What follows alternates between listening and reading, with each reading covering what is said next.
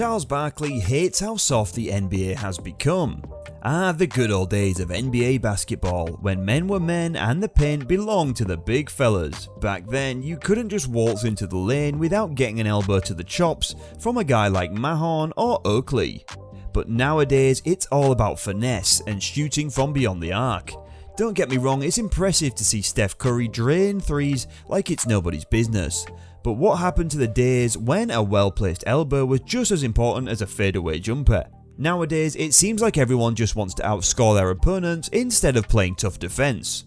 Do you also think so? Well, at least Charles Barkley spoke up on the issue. Want to know what happened? Then stay tuned to the end.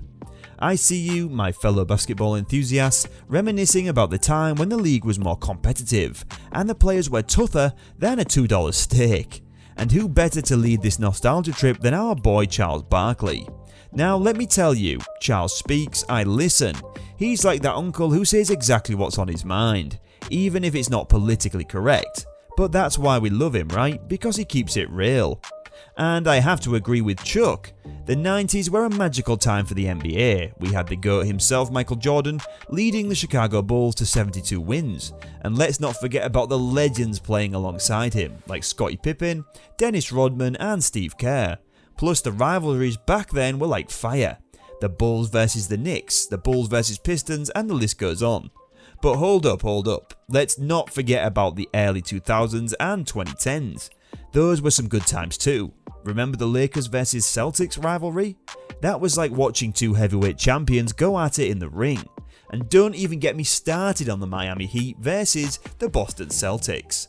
That was some of the most intense basketball I've ever seen. And let's not forget about the good old-fashioned smash mouth basketball. You know, the kind where you got fouled 3 times just for walking into the paint.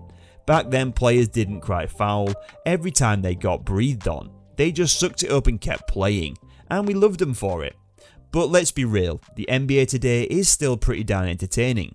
We've got some amazing players like LeBron James, Kevin Durant, and Steph Curry, and the game has evolved into a more fast-paced 3-point shooting extravaganza. Sure, it's not the same as it was in the 90s, but that doesn't mean it's not fun to watch. Now don't get me wrong, I hear you loud and clear. The All-Star game these days is a bit of a snooze fest. I mean, come on, a glorified hiccup session? That's a bit harsh, but also kinda accurate. And a 1v1 tournament? Sure, it sounds cool, but does anyone really care? But let's not pretend like the All-Star game was all that back in the day. Sure, the players were a bit more competitive, but let's not forget about the time when Magic Johnson and Isaiah Thomas were beefing so hard that they didn't even want to be on the same team. And don't even get me started on the time when Shaq literally shattered the backboard and delayed the game for an hour. But okay, I see your point. The All-Star game in the 90s was more exciting. Players actually tried to entertain the fans and even took pride in stopping their opponents. And that Shaq dunk on David Robinson? Iconic. But let's not be too harsh on the players of today. They're just trying to stay safe and avoid injuries. Plus, you can't really blame them for not putting their bodies on the line for an exhibition game. And let's not forget about the time when the Eastern Conference made one of the best comebacks in All-Star game history. It was back in 2001, but still. And don't even get me started on the time when Kobe and Shaq went off in the 2003 All-Star game. The good old days of NBA. Where men were men and load management was just a term for truck drivers. Back then, players didn't need rest or recovery, they just needed some icy hot and a bottle of Gatorade to keep going. Nowadays, it seems like players need a full medical staff just to make it through a season. But seriously, I do miss the days of true leadership and tough as nails players like Jordan and Kobe. They didn't take nights off or rest games. They were out there every night giving it their all. Nowadays, players are more worried about their stats and their brand than actually winning games and championships. And let's talk about these rivalries nowadays. Celtics versus Heat, Warriors versus Grizzlies. Come on, those are like two kids arguing over who gets the last cookie. Back in the day, you had true blood feuds between teams and players, like the Bulls versus the Knicks or Shaq versus Kobe. Those were the days. Let me dive deeper into the topic of load management and how it's ruining the NBA. First of all, let's break it down for those who might not be familiar with the term. Load management is basically a fancy way of saying I'm too tired to play today, coach. And it's not just a one-time thing, it's a trend that's been creeping into the NBA over the last few years. Now, some might argue that players need rest to perform at their best, and that's a fair point. But when you're making millions of dollars to play basketball, I think you can handle a few games a week. I mean, come on, do we really need to see Kawhi Leonard sitting out of games left and right just because he needs to rest? Give me a break. And don't get me started on how load management is affecting the fans. We pay good money to see these superstars play, and when they sit out, it feels like a slap in the face. It's like going to a concert to see your favourite band, only to find out they're not playing tonight because they're tired. Sorry buddy, but I'm not buying it. But perhaps the most frustrating thing about load management is how it's ruining the competitiveness of the league. Back in the day, players would go to war every night, battling it out for every single point, but now it feels like some of these guys are just going through the motions, waiting for the playoffs to roll around so they can actually start trying. And that's not how it should be. The NBA should be a league where every game matters, where every player gives it their all, and where load management is nothing but a distant memory.